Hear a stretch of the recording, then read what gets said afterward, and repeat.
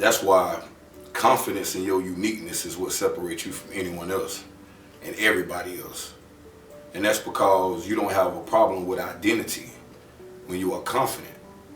And the only problem that comes with being confident is when you surround yourself and your confidence around people who are insecure, because they're going to mistake your confidence for arrogance. And a lot of times when you know you are a humble individual, or let's just say you're not humble, but you're not arrogant, you don't go out your way trying to prove to people that you're not arrogant. You continue to vibrate in your confidence, and you show people why you are confident with your actions, with your creations, with your delivery, with your response, and your way of living. And you leave the opinions up to those who envy, who hate, or who judge your confidence in the wrong way, because they are inflicting their own energy on you because they having a problem being confident. If you notice, real confident people don't never hate on other confident people. They admire the other person's confidence, or they get motivated by the confidence, but they never be like who the hell they think they is. The only people that act like that are haters, people who lack confidence, and people who are insecure or jealous of other people. And you know, confidence don't always got to be about you looking good or you feeling good. It can also be about you possessing over other people, obsessing over other people, or trying to control other people. Just like the post that I shared that one of my bros posted about some guy that shot his childhood friend over liking his girlfriend pictures on Instagram, Facebook, one of them social media sites. But the point of it all is, bruh, how you lack so much confidence that you get jealous and upset over somebody liking your girl pictures. Number one, clearly you okay with your girl posting pictures. And if you're not, then you shouldn't be with her if she chooses to go against what you don't want her to do. You ain't got no right to control her, but you do got a right to free yourself for something that's going to affect you if you know you can't handle that as a man. But to go kill somebody, I don't care if it wasn't his childhood friend, it could have been a stranger. With it being your childhood friend, you should have been able to call them up or go kick it with them and post up and express to them how you feel about that, to the point where if they really your friend, they'd be like, my bad, bro, I ain't really mean nothing by it. I just thought she looked nice on the picture. Or they could have liked her hairstyle. They could have liked her outfit. They could have liked the fact that she just happy because she in a relationship with their homeboy and they know what the homeboy do for them. Now, I ain't gonna flex. There's been plenty of times I don't like some of my homeboys' girlfriend pictures and baby mama pictures, but in most cases when I do it, it's because I know them personally. Sometimes I knew them before they ever got in a relationship with them, and then other times they might have a caption on the post that I might agree with or be like, man, that's what's up. And people think you liking the picture, but you are liking the female in the picture, but you really liking the caption, the aura, or the energy provided by the picture. You get what I'm saying? I done been in relationships where people that I don't even rock with like that, that's not my friend on Facebook, that might be the friend, that might be a friend to whoever I'm talking to, and they like their pictures, and I ain't like them liking their pictures, but I ain't going in their inbox like, hey boy, you better stop liking my girl pictures.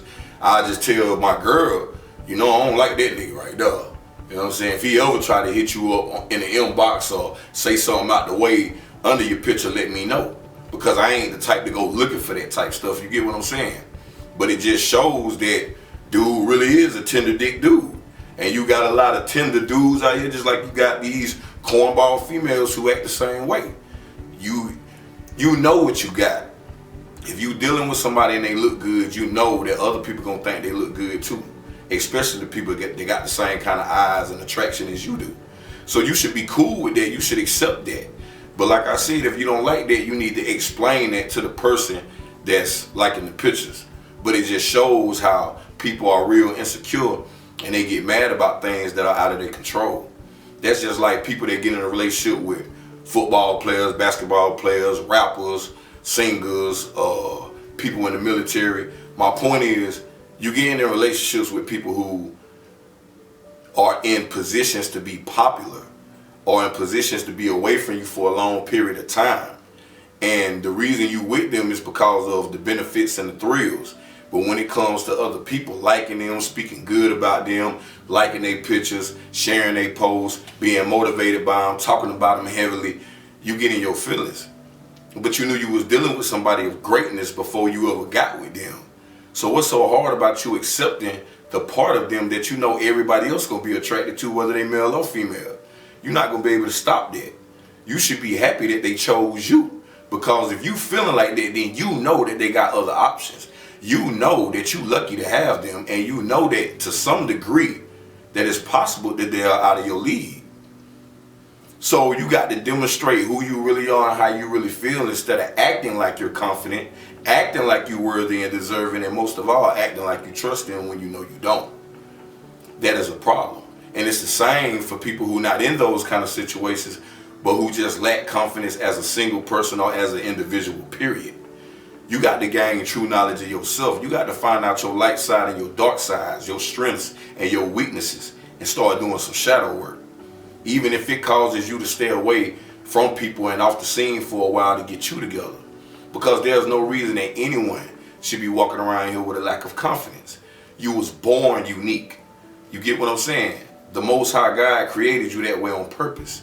That's why a lot of people, and I ain't talking about all people, because I understand we like brands, we like fashions, and we like to support stuff that we like. But most people walk around here from a hat to a purse to some shoes to clothes with somebody else's name on it.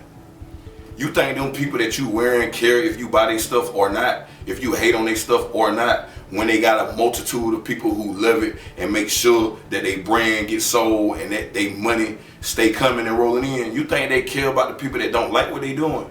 No. That don't only come from confidence, but it comes from self-security and reassurance for self. Because you ain't speaking against yourself, you're not speaking down on yourself, and most of all, whether things are up for you or not, you're not speaking down on nobody else, which allows you to be comfortable in your confidence even when you fail. Because you will get motivated by those who failed in life. Like Steve Jobs, he failed a lot of times. You get what I'm saying? Michael Jordan will tell you he failed a lot of times, but they won more than they failed. So you should get motivated and inspired by that and have that same mindset, because everything ain't gonna always work for you. But when you're doing great things as a great person and you looked at as a great person, that should be enough for you to know that you've done great things, you're capable of doing great things, but even the greats have bad days. And it's okay. And if you lack confidence when it comes to how you look, then you need to find ways to bring out your beauty. Because beauty is in the eyes and in the heart of the beholder. You can control how you want your hair to look, how you want your face to look, how you want your shape and your weight to look. It's so many things out here that can help shape all of those things into being exactly what you want them to be. But you know where it started? Within you. You have to go within and ask yourself, who am I? How do I want to look? What do I want to do? How do I want to be respected and viewed? And you put yourself in alignment of the things that correspond to that, to make that a reality for you. I've seen people do it all the time. That's what we call makeovers. Or when you see people lose tremendous weight. Or when you see people who was once, real low when they talk or stutter, and now they confident, they loud, they open, and they declare their I am. And it's in everyone. But you got to find that God power within yourself, and the main way to get there is to keep from focusing on others. Stop judging others, especially celebrities, because we don't know them people. You don't know them people, you don't know them people, I don't know them people. We know what they produce, we know what they represent, we know what they do, and we know what kind of reaction they get from all of their supporters and their fans. And we can choose to be a supporter and a fan, or we can choose to be a hater, or we can choose to not pay no attention to it. All of that is a choice.